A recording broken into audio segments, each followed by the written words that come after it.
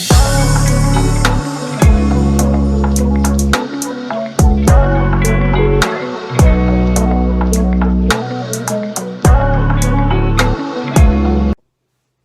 guys, welcome back to my channel. If you are new here, welcome. We're glad to have you, or I'm glad to have you. And if you are a subscriber or you're returning, hey friend, what's going on? So in today's tutorial, what I'm going to do is I'm going to show you guys how to cut fabric. One of the things that I struggled with being a beginning sewist is learning how to cut my fabric, understanding how to cut fabric. Now, there's going to be a part 2 to this video because today what we're talking about is wovens, cotton wovens. Typically your fat quarters and most of the fabrics that you're going to see in your Walmart stores. So I'm working on cutting out some bloomers, and I'm just going to go ahead and tilt my camera down. And so what you see here is I'm just going to show you a quick pattern. This is what you would call and consider your PDF pattern. So this is something that you will probably get online. You will print it. There's a 2-inch or typically a 2-inch or 1-inch test square for you to measure with your ruler to make sure that you have printed out the or your measuring tape to make sure that you have printed out your pattern correctly. Typically what they tell you is if you measure the test square and it's off, then you need to reprint your pattern. And if it's not off, then you are perfect. So this right here is for a burp cloth. So it was like a smidge off, but only a smidge. So I've been using it. I wasn't worried about it too much because it's just for a burp cloth. But that is what your pattern would look like. Now, when you purchase fabric, okay, you're going to either purchase it in quarter of a yard, half a yard, 3/4 of a yard, a full yard. Based off of my experience going to, you can't see me, based on my experience going into fabric stores. So once you get your fabric home and you inventory it, right? Because most of us should be doing inventory. And if you hear the sewing machine in the background, that's just my big girl sewing. But you would inventory your fabric as soon as you get home, however you do inventory. And if you would like for me to do a video on how I keep my inventory, I can do that for you. Now, you wash your fabric. Some people say due to allergies and skin rashes and irritations, they do not wash their fabric. Now, my understanding is old school sewers or seamstress will tell you you wash your fabric before you start sewing because that pre-shrinks it, right? And then that way when you sew it and you cut out your pattern pieces, most of the shrinkage has already gone. So when your customer gets it, they order a size 5T, for example, and then their child wears it, they wash it. It should be very little shrinkage from that. You don't want them to order something from you and then they purchase it, they wash it, and then their kid can no longer wear it because it shrunk down so much. But again, that's personal preference on how you decide and choose to move forward. I know that there are some customers, once they get their items, they automatically wash them as soon as they get them because they prefer to use their own detergents because, again, skin irritations and things of that nature.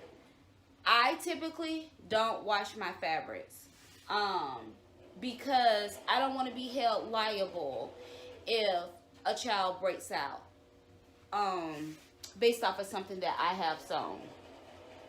So, going back to my original point, right?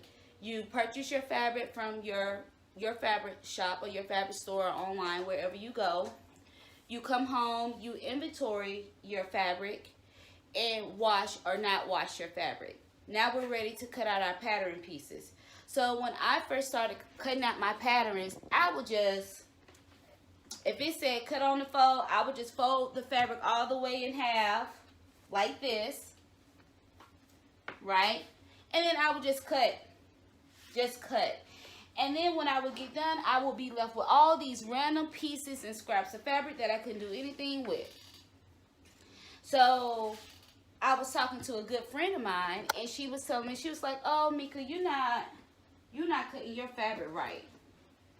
So I did some research, and I talked to her on how to cut fabric. And so what you want to do when you're cutting your fabric is, and I'm going to see if I can bring you guys in closer. When you're cutting, and these pattern pieces I'm working with today are clear.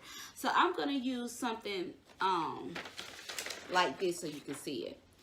But what she would say is, like, for example, you see how I'm laying this pattern on the fabric?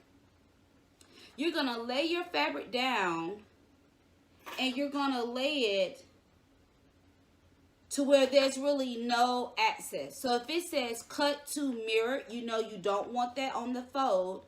That's what cut to mirror means.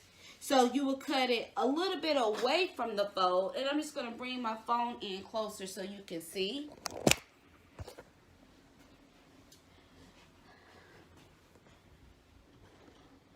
But you will bring it in a little bit. So this is the outside of the fabric.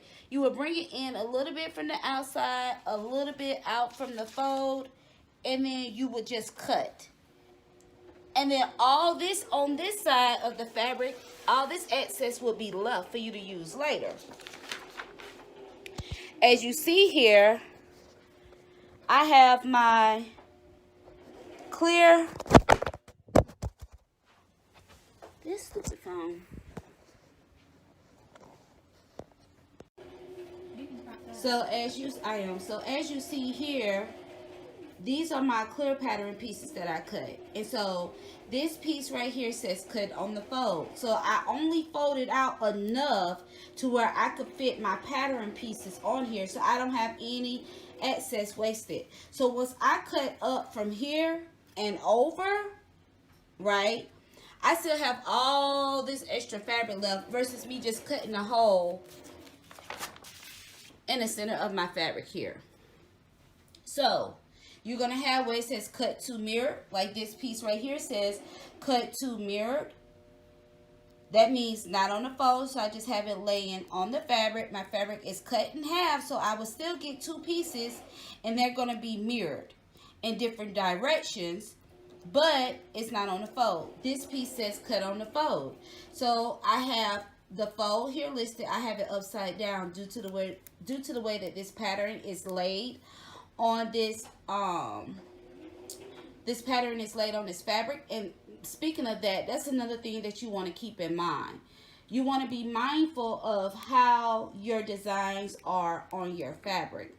If your pattern is going one way, you want to make sure that when you're cutting your pieces, you're not cutting it upside down or sideways. You will see a lot of patterns, a lot of fabric, shall I say, well, it's just scattered and it really doesn't matter. Say, for example, like this right here.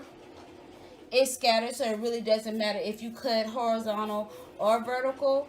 But when you're dealing with something like this, you definitely want to make sure that you're cutting your pattern pieces the correct direction. So going back, this says cut on the fold. This is my fold of my pattern.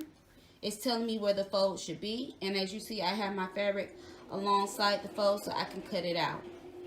This piece says also cut on the fold, and then I'm going to also cut two of these mirrored. But I fit my pattern pieces on the fabric to where I still will have a lot of fabric left when I am done cutting. I'm still going to have, even on this side right here, I will still have all this left when I'm done cutting. So when you're inventorying your fabric, typically you need to know how much fabric did it take for you to cut something out. So in this case, these are some bloomers They are 69 months. This is a 69-month pattern. So I can literally cut straight up here and straight up there. And that box is how much it took for me to do this pattern, right? So then when I measure it out, like that's like 20 inches. And this is about 11 inches high. So that's about 200 and something square inches. I don't have my calculator on me, but you catch my drift. And then I'm actually able to calculate my cost of goods to determine how much fabric I'm using to create that product and how much time I'm using to get my price. So again, this video is about cutting fabric. The main point of this video is when you get your fabric and you're ready to cut, you're going to fold your fabric out just to where it's wide enough for your fabric pieces to fit, and then cut your fabric if you're cutting on the fold. If you're not cutting on the fold, same thing, but it's just going to be enough to fit your fabric pieces. Another mistake that I was making when I was cutting my fabric is I would like lay down this piece, then cut, then lay down this piece, then cut, then lay down this piece and cut, then lay down this piece and cut. And again, I was told that I wasn't being efficient. Go ahead and lay down all your pieces, right? So you can use as much as that fabric as you can, that size, so you don't have a lot of awkward shapes left over, and cut all your fabric. So that is how we're going to cut our fabric on. That's how we're going to cut our pattern pieces out for this piece of fabric that I've purchased. So that will conclude the video on cutting your fabric, or shall I say how to cut your fabric pieces. Matter of fact, let me just go ahead and cut out my fabric pieces. I'll show you. I'll be back. She had the book that I have, like about I Love Pink. That's all. Okay. And so now I'm going to go ahead and cut all my pieces out. For these small strips, it's really hard to use a pattern weight. So I'm just going to cut with use my fingers as the pattern weight and go as slow as I can to cut the pieces out. And then I'm just going to pull away as I cut.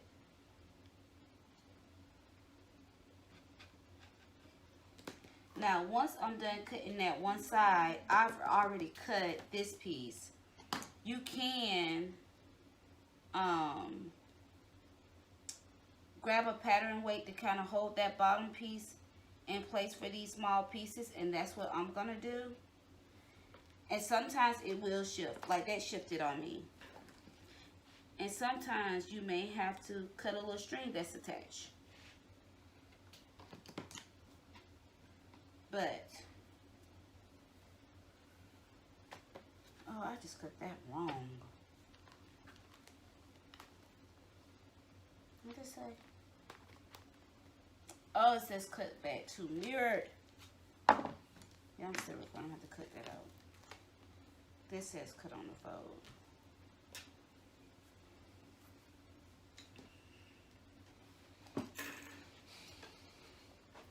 And sometimes you do like I did and you just messed up. Where's that stick? It's in the drawer.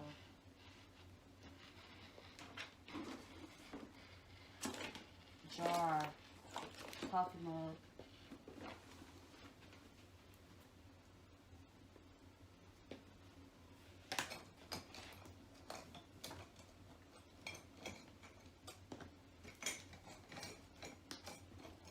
What's that?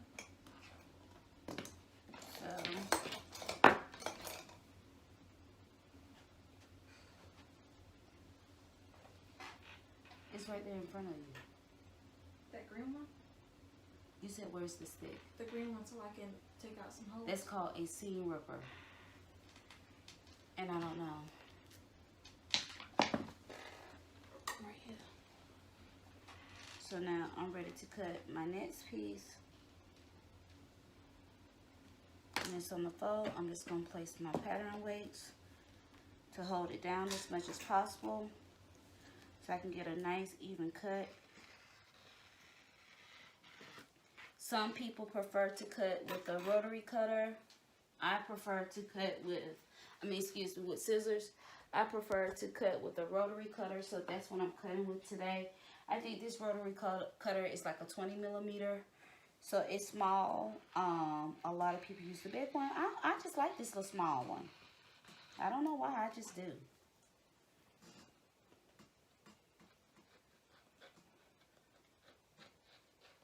So I'm just gonna go ahead and finish cutting out all my pieces.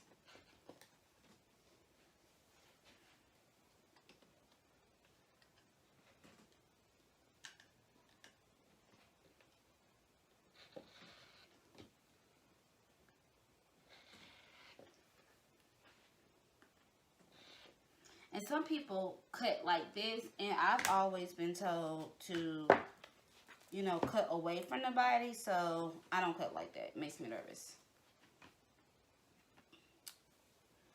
So here's one of my pattern pieces. And then you're going to have your scraps, of course. Here's the two pieces that said cut mirror.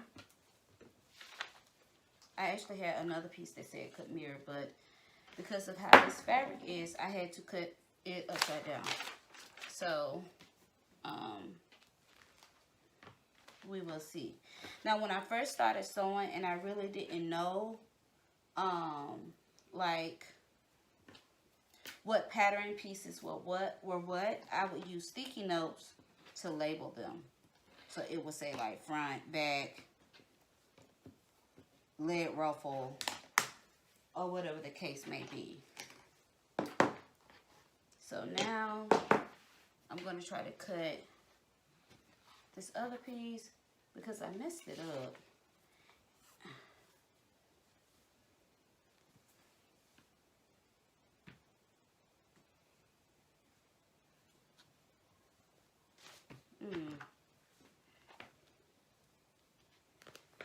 But it says cut to mirrored. And I didn't read my pattern correctly because I was doing it upside down. But that is my fault. So always make sure you have extra for mistakes.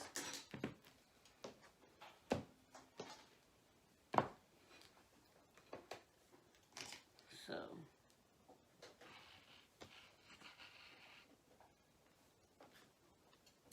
and see, I'm cutting at the wrong direction.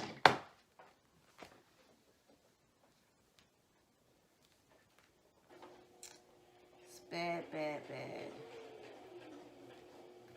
But I'm able to save it, so that's good.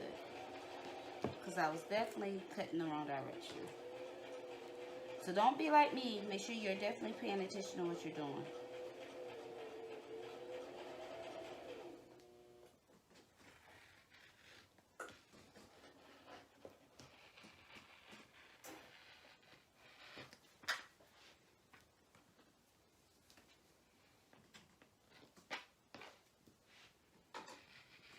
And it is hot in my room today.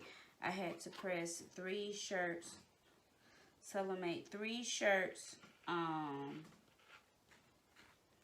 get that out today. And I had to use my 16 by 24 heat press. And when I turn it on, it heats up my whole room. Literally. My daughter is sweating. She said I'm burning her up. Okay, so I'm almost done cutting this piece.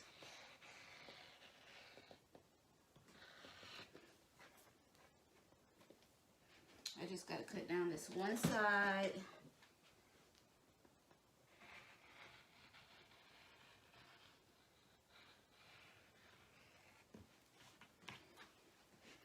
And voila.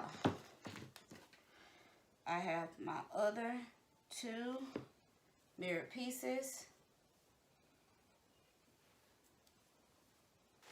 And we just got to cut one small strip and we will be done with cutting our pieces. And I'm going to see if I can just use this scrap piece right here. It should be big enough. I ended up moving my fabric. So don't do like me and move your fabric, okay? And it's definitely going to be big enough to cut it out.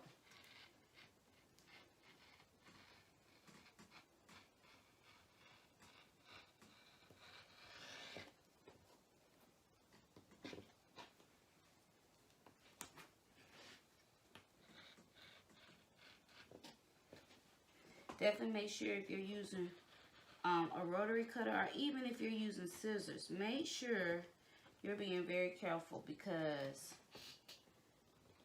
you can do some damage with these scissors. They are really sharp. And make sure that for your sewing scissors, you only cut fabric with it, or you can really dull your blades.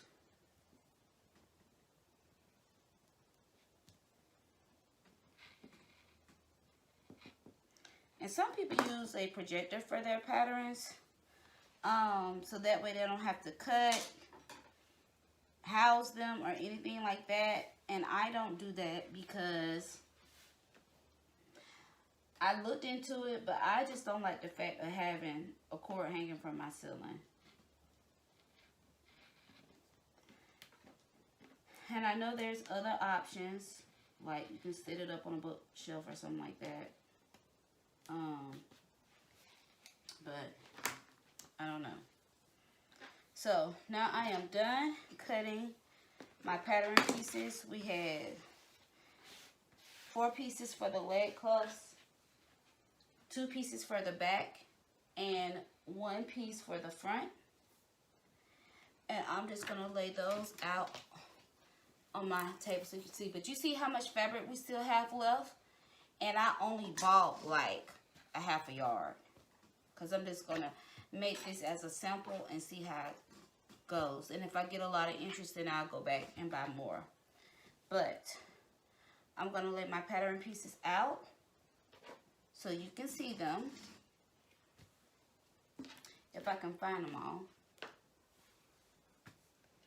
And then if you have any questions or comments in regards to cutting out fabric, leave those below,